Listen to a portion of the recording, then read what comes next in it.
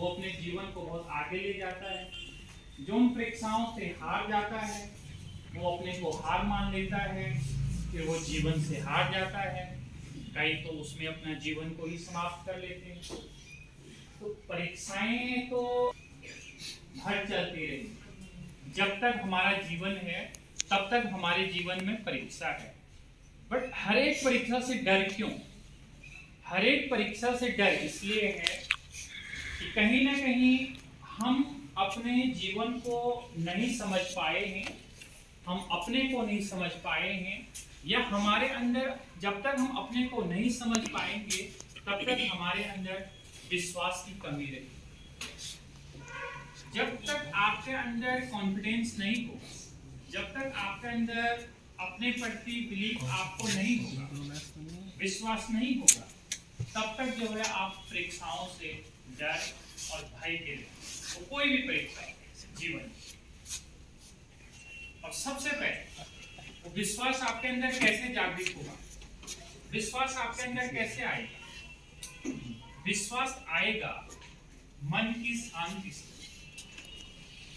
जैसे मैं बार बार एग्जांपल देता हूँ कि कोई पानी है और वो पानी अगर चल रहा है, इधर उधर लहरें हैं उस पानी में, तो लहर वाला पानी आप देखेंगे कि उस समुद्र के नीचे क्या है, उस पानी के नीचे कौन सा सिक्का है, कौन सा कंकड़ है, वो आपको ऊपर से दिखेगा नहीं। वो आपको तब दिखेगा जब पानी आपका स्थिर होगा। यही मन है। आप कहते हैं कि हमें याद नहीं हो रहा है, इसके मायने आप अपने को नहीं समझ बैठे कि मैं हूं क्या। आपका मन स्थिर नहीं है, आपका मन अस्थिर है, चंचल है। कई बच्चे बैठे यहाँ हैं बट मस्तिष्क कहीं और है। प्रेजेंट बॉडी यहाँ पे है लेकिन माइंड दूसरी जगह घूम रहा है, दिमाग कहीं और के कामों में लगा हुआ है। और फिर जब मैं क्वेश्चन पूछूंगा कि मैंने क्या पढ़ा है तो भूल जाएंगे कि सर आप क्या पढ़ा रहे थे, क्योंकि मस्तिष्क और था। तो आपका मन मस्तिष्क के साथ साथ जहां आपका शरीर है, आपको मन और मस्तिष्क को पहले तो स्थिर करना पड़ेगा और स्थिर के साथ साथ पीस देना पड़ेगा मस्तिष्क में। जीवन के लिए, परीक्षा के लिए जब तक मन शांत नहीं होगा, आप परीक्षा हॉल में जब तक पीस माइंड के साथ नहीं रहेंगे तब तक आप परीक्षा का हल अच्छा सा नहीं कर पाएंगे। जब तक आप सवाल को सही तरीके से नहीं समझ पाएंगे तब तक आप जो है उसके कंटेंट्स को अच्छी प्रकार से नहीं लिख पाएंगे। पहले आपको अपने को शांति बनाए रखना है, अपने मन को शांत रखना है। घबराहट की कोई आवश्यकता नहीं। स्थिरता के साथ अपने कक्ष में बैठो, मन को शांति बना के रखो, पेपर को सही ढंग से पढ़ो, उसके बाद फिर लिखना शुरू करो। और वो भी कॉन्फिडेंस के साथ, विश्वास के साथ, मैं जो लिख रहा हूं मैं सही लिख रहा हूं, ये नहीं कि मैं गलत लिख रहा हूं। कॉन्फिडेंस आपका होना चाहिए कि मैं अगर इसका उत्तर दे रहा हूं तो ये मुझे आता है। जैसे अभी शेखर ने बताया कि इस समय कुछ नया मैंने कोशिश किया था कि आप लोगों की, जब मैं पहले यूनिट्स में पढ़ाना शुरू किया था, मैंने कहा था कि आप लोग एक मोटी सी कॉपी ले करके आप लोग उसमें जैसे जैसे मैं पढ़ाना शुरू कर रहा हूँ वैसे वैसे आप लोग उसमें नोट्स बनाना शुरू करेंगे। और आज मेरा सिलेबस का लास्ट यूनिट का लास्ट टॉपिक है। यदि आप लोगों ने एक एक टॉपिक का नोट्स बनाया होगा उस दिन से और आज तक, तो आज आपके पास एक इतनी मोटी नोट्स की कॉपी होगी जिसमें वो सब कुछ होगा जो मैंने कक्षा में पढ़ाया। आपने एक बार मुझसे सुना कक्षा में, सेकंड टाइम आपने घर में जाकर के वो लिखा, थर्ड टाइम आप उसको रीड कर रहे हैं, अब पढ़ रहे हैं। एक ही शब्द जब 3 बार आपके मस्तिष्क में जाएगा तो कहीं ना कहीं वो आपके मस्तिष्क के किसी कोने में बैठेगा और वही सवाल जब प्रश्न पत्र में आएगा तो आपके मस्तिष्क के कोने से वो निकल करके आएगा जो आपके मस्तिष्क के अंदर बैठा हो। हमारे जीवन में बहुत सारी घटनाएं घटित होती, बहुत सारी घटनाओं का हमें पता नहीं होता कि मेरे जीवन में क्या क्या घटना घटित हुई, बट कुछ घटनाएं घटित होती हैं वो हमें याद रहती हैं। वो इसलिए क्योंकि कहीं ना कहीं वो हमारे माइंड, हमारे मस्तिष्क में बैठा हुआ है। तो जिस प्रकार से आपको पता है कि पहली यूनिट का अरिस्टोटल का सिटीजनशिप आ सकता है, सर ने पढ़ाया है, हमने नोट्स बनाया है, सिटीजनशिप में उसने क्या कहा है, तो 3-3 बार जब आपके मस्तिष्क से वो गुजरेगा तो निश्चित है कि आपको कुछ करने की आवश्यकता नहीं, आप बहुत अच्छे प्रकार से उसको एक्सप्लेन पेपर में कर सकते हैं, लिख सकते हैं। और जब आपको पता होगा कि यार मेरे को अरस्तु का सिटीजनशिप आता है, तो आपके अंदर घबराहट भी नहीं होगी। आपने वो प्रश्न देखा, आपने कहा यार ये तो मैंने पढ़ा है, ये तो इस प्रकार का है, तो जो डर और जो भय को दूर हो जाएगा। और जब डर और भय दूर हो जाएगा तो फिर आप शांत मस्तिष्क से उस पे क्वेश्चन का आंसर बहुत अच्छे तरीके से आप लिखेंगे और अपने आप आपके मन के अंदर से वो चीजें आएंगी जो आप लिखना चाहते हैं। तो आपका जो उत्तर होगा वो एक बेहतरीन उत्तर होगा और अच्छा उत्तर होगा। तो रिस्पॉन्स आपका, क्योंकि आपका एग्जामिनर के पास तो आपकी कॉपी आ रही ना, कॉपी आपकी जितनी अच्छी आएगी उसमें आप जितना अच्छा उत्तर लिखेंगे उसके आपके उतने अच्छे मार्क्स मिलेंगे। अब आपको पता नहीं है अरिस्टोटल का सिटीजन्स क्या कहता है, जेएस मिल की स्वतंत्रता क्या कहती है, अंबेडकर लोहिया का सोशल जस्टिस क्या कहता है, तो फिर आप लिखेंगे क्या? पता चले कि आपने जो है सोशल जस्टिस की जगह में जो है डेमोक्रेसी को लिखना शुरू कर दिया, डेमोक्रेसी की जगह में सोशल जस्टिस लिखना शुरू कर दिया, तो कभी भी जो है आप बेहतर रिजल्ट्स अपने आप को नहीं ला पाएंगे या बेहतर अपने आप को नहीं बना पाएंगे। तो इन चीजों का भी हमें जो है ध्यान रखना होगा कि सबसे पहले कि मेरा जो मस्तिष्क होगा मैं पीस के साथ, शांति के साथ मैं उन सवालों को सुनूं, परीक्षा की तैयारी अच्छी प्रकार से कर लें। भाई कल मेरा पेपर है, अभी कुछ लोग क्या करते हैं परीक्षा की एक रात पहले पढ़ते हैं। अब आप बताइए कि मेरे दृष्टि से आपके नंबर बहुत अच्छे आते हैं क्योंकि आप एक दिन पढ़ते हैं, एक दिन की हिसाब से वो नंबर बहुत अच्छे हैं जो आपके आते हैं। अगर आप 365 दिन पढ़ना शुरू करेंगे तो आप देखो कि आपके नंबर कितने अच्छे आएंगे।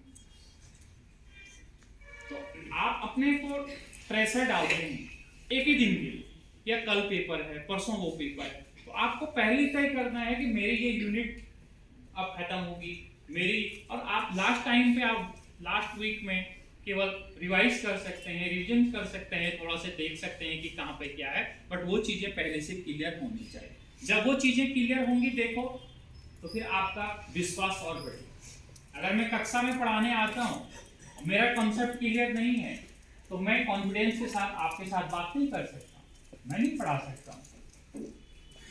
अगर वो कॉन्सेप्ट मुझे आता है तो बहुत अच्छे तरीके से मैं उसको आपको समझा सकता हूँ और कई अर्थों में उसको अंडरस्टैंड आपको करवा सकता हूँ।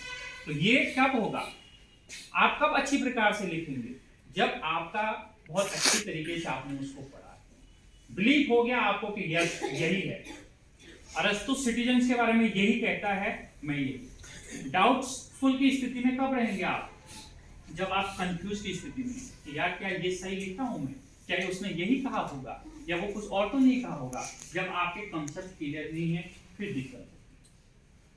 दूसरा इंपॉर्टेंट कि परीक्षा के समय पे हम लोगों की दिनचर्या दूसरी हो जाती है, करते होते नहीं होते हैं।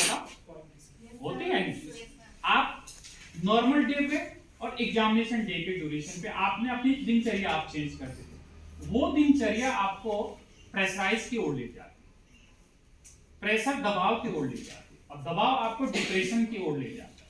तो आपने अपनी दिनचर्या वही रखनी है जो दिनचर्या आपकी पहले से चल रही है। इसलिए हम कहते हैं कि टाइम टेबल्स बहुत महत्वपूर्ण है, अनुशासन जीवन में बहुत महत्वपूर्ण है। अगर अनुशासन नहीं है तो फिर आप आगे नहीं बढ़ सकते। आपने कहा कि मैं आज 4 घंटे पढ़ लूं, आपने कहा मैं एक रात को पढ़ता हूं, और आप जो है रात भर सोए नहीं कि कल पेपर है। अगर आप रात भर सोएंगे तो दूसरे दिन आप पेपर अच्छी प्रकार से नहीं दे पाओगे, क्योंकि आपका कहीं ना कहीं सर दर्द होगा। कितने बच्चे ऐसे हैं जिनका परीक्षा के टाइम पे सर दर्द रहता है, बता? बहुत सारे होंगे जिनको दवाई खा के जाना पड़ता होगा। क्यों?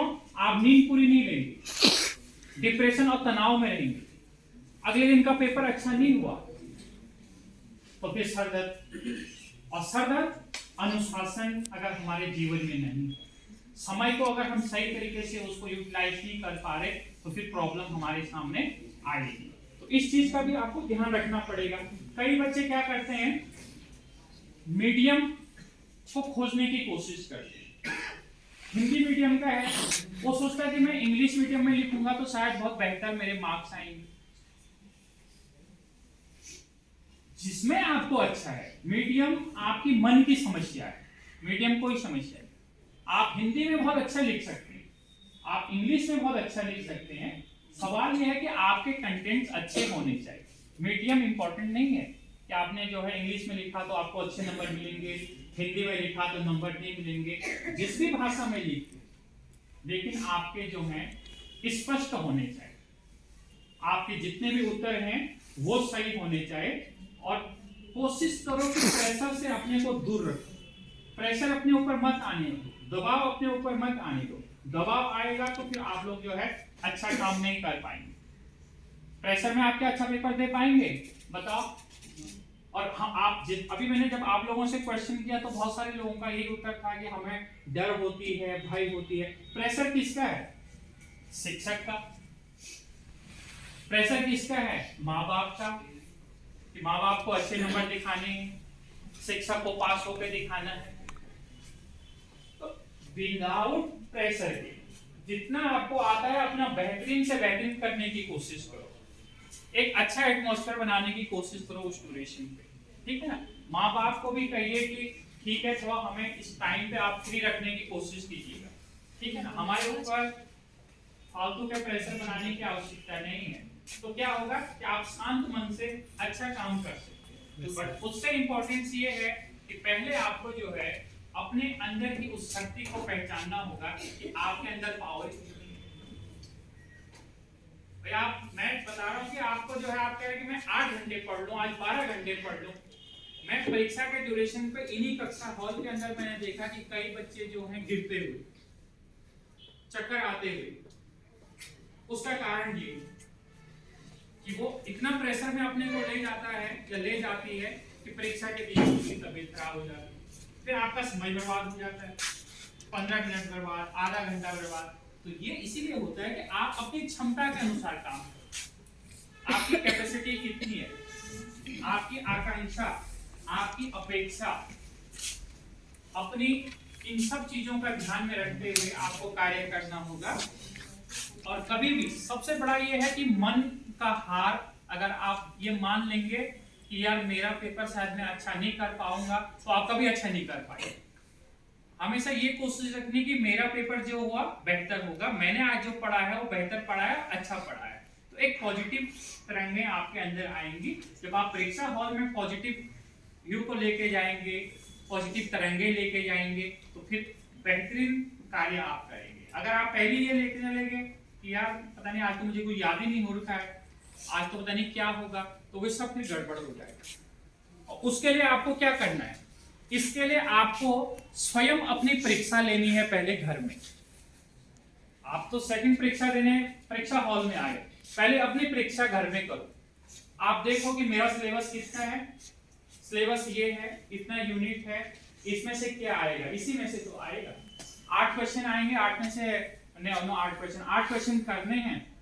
3 क्वेश्चन 15 नंबर के हैं, 5 क्वेश्चन 5 नंबर के हैं, 25 नंबर का एक सेक्शन है, 45 नंबर का भी सेक्शन है। तो कैसे में करो? तो अपनी परीक्षा घर में। परीक्षा किस चीज की लो? अपनी पहली परीक्षा अपने टाइम लाइन की लो। अधिकांश बच्चे क्या करते हैं, जो 20 सेक्शन होता है वो क्वेश्चन 45 मार्क्स के, आप उनके लिए 15 मिनट का समय दे रहे हैं, और आगे वाले को आपने जो है 25 मार्क्स के क्वेश्चन को जो है 1.5 घंटा दे दिया है, और आप 15 मिनट में 3 क्वेश्चन कैसे करेंगे 15 मार्क्स के? तो आपको घर में ये देखना होगा कि मेरी टाइमलाइन, ये 25 मार्क्स को मैं कितना समय दूं? क्या मैं आधा घंटा दूं? 45 मिनट के क्वेश्चन के लिए क्या मैं सवा घंटा दूं?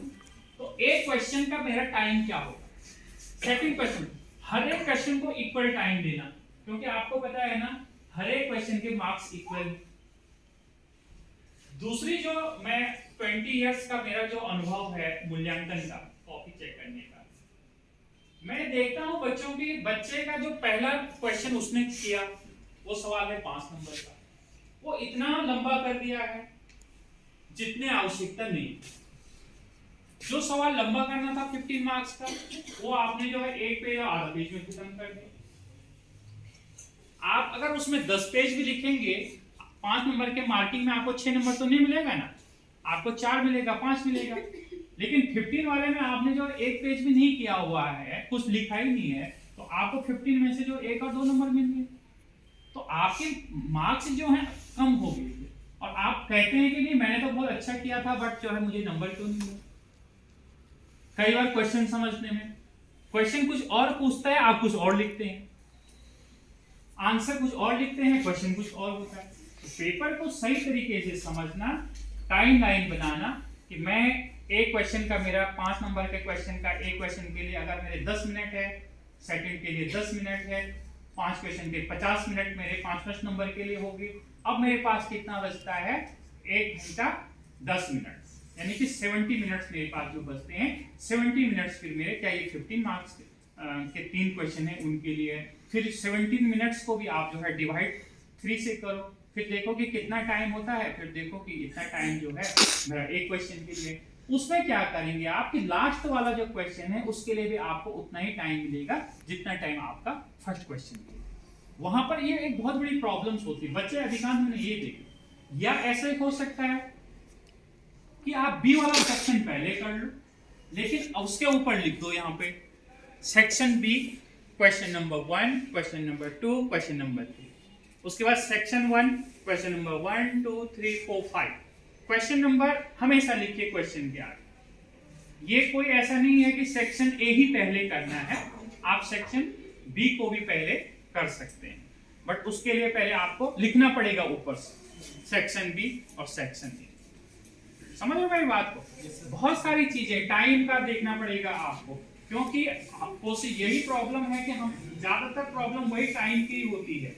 और अपने मन को फिर क्या होता है, एक सबसे बड़ी जो प्रॉब्लम आती है, यार 10 मिनट बचे हैं बट मेरे तो अभी 15-15 नंबर के 2 क्वेश्चन बचे हैं, मैं कैसे करूंगा। घड़ी देखा तो टाइम ही नहीं है, तो आपका मन अस्थिर हो जाता है। ये केवल इस परीक्षा की बात नहीं कर रहा हूं, अगर आप प्रतियोगिताएं परीक्षाएं देते हैं वहां भी यही है। अगर आपने टाइम पे गोल नहीं किए और आपके बहुत सारे गोल बच चुके हैं और आपके पास 15 मिनट बचा है, तो जो आपको आता है वो भी आप गलत करते हैं।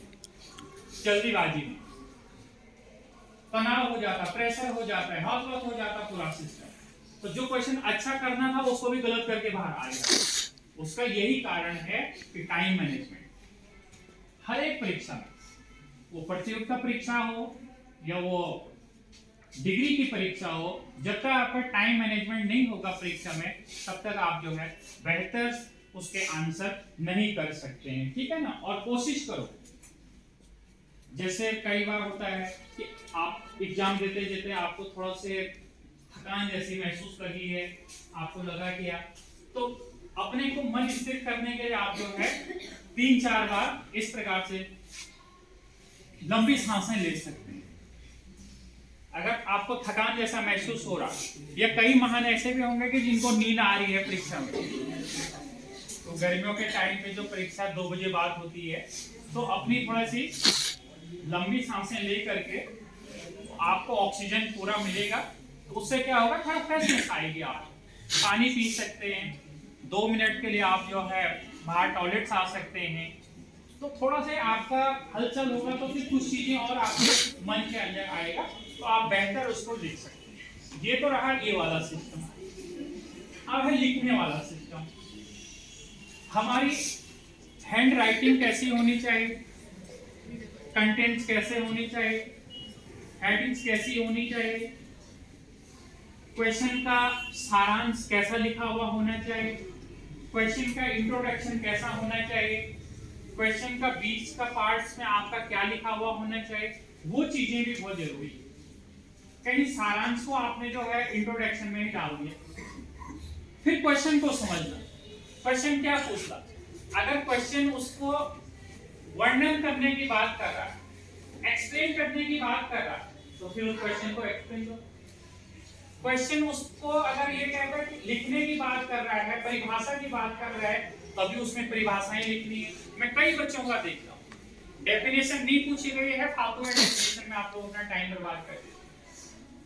क्वेश्चन अगर कंपेयर का है, तुलनात्मक क्वेश्चन पूछा गया है, आपको कंपेयर करने दो चीजों में और आपने कंपेयर नहीं कर रखा है, तो आपके मार्क्स अच्छे नहीं आएंगे। तो क्वेश्चन को समझना है कि क्वेश्चन क्या पूछ रहा है। क्वेश्चन विश्लेषण करने की बात कर रहा है, क्वेश्चन व्याख्या करने की बात कर रहा है, क्वेश्चन वर्णन करने की बात कर रहा है, क्वेश्चन तुलना करने की बात कर रहा है, क्वेश्चन पूछ क्या रहा है,